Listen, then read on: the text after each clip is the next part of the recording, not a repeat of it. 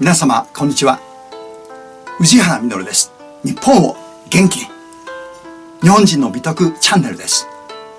本日のテーマです。東京裁判。天皇陛下を支えた木戸孝一、弁護人ローガンの奮闘です。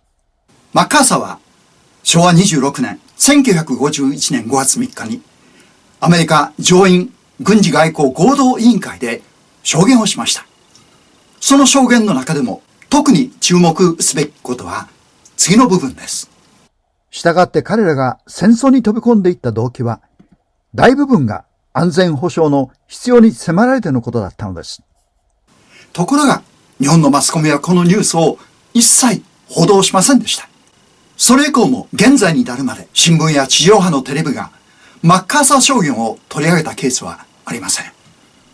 東京裁判の責任者が日本は侵略戦争をしたのではなく自衛のための戦争であったと米国議会で公式に認めたのです。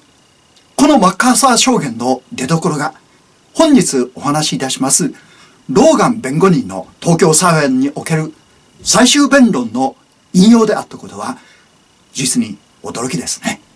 ぜひお聞きください。1948年3月10日に行われた東京裁判ローガン弁護人の最終弁論は特に注目を集めました。4点からなる主張の要約です。1番目、日本は挑発されて自衛のために決起した。太平洋戦争がアメリカを含む欧米列強諸国の対日経済封鎖により挑発され、存続の危機に追い込まれた。日本がやむなく自衛のために決起した。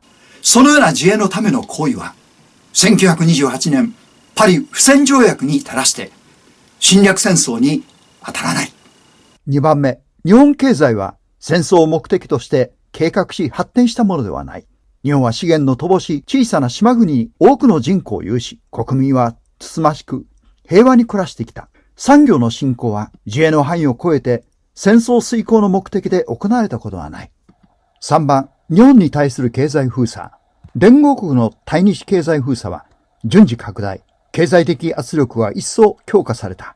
貿易依存度の高い日本は産業のみならず市民生活も苦しめられた。そして1941年7月25日、アメリカは在米日本資産と資金を凍結する処置を取り、この処置が日本に戦争突入の決心を指した一つの大きな要因になった。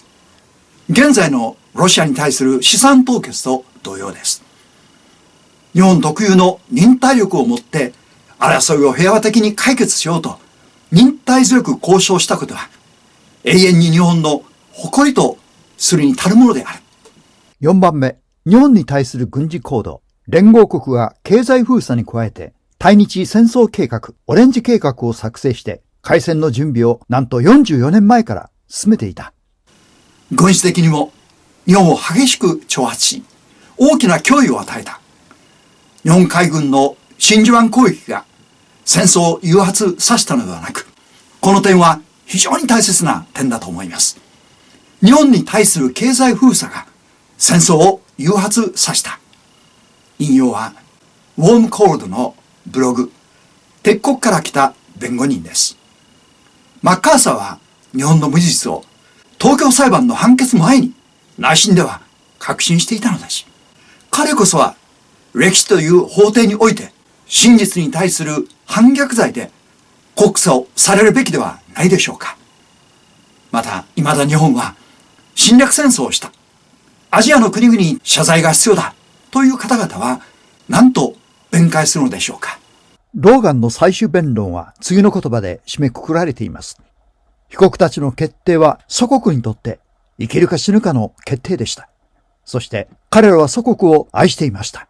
彼らは愛する祖国のため、その決定をしなければならない地位にありました。我々は裁判をされる方に、彼らの立場になって考えることをお願いします。その立場に立ったら、愛国者として他の決定をすることができなかったことがわかるでしょう。決定をすべき立場にあった者が、公正な信念とそれを裏付ける十分な理由があって行った決定が、犯罪に当たると言えるでしょうか。もしその決定が、犯罪的意図からではなく、祖国を守るために、絶対に必要であるという強い信念と愛国心の動機からなされたものであれば、我々はそれを犯罪として法廷で裁くことが許されるでしょうか。ローガンの弁論は、被告席に座る者たちの気持ちを誰よりも見事に代弁しているように思われました。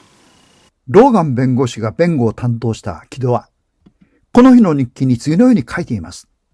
1948年3月10日木曜、星雲。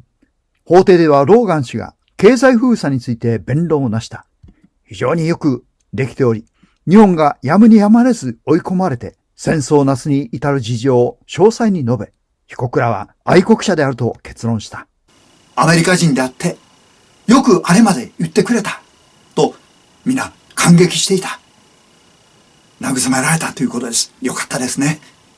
ローガンが帰国を前に、被告たちに述べた挨拶の言葉の要約は次の通りです。私は最初に東京に着いた時には、これはとんでもない事件を引き受けたものだと後悔しないでもなかった。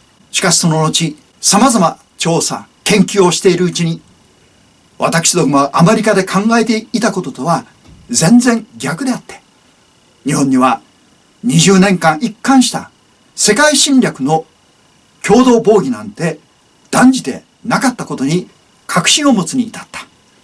したがって起訴事実は全部無罪である。弁護人である私が2年を費やしてあらゆる検討を加えてようやくここに到達し得た結論である。と東京裁判の違法性を訴えました。それでは次回のご案内です。東京裁判。日本を戦争に追い込んだ米国のオレンジ計画とは。チャンネル登録のベルマークとグッドボタンを押していただければ自動で通知が送られます。本日は最後までご視聴いただき誠にありがとうございました。日本を元気に。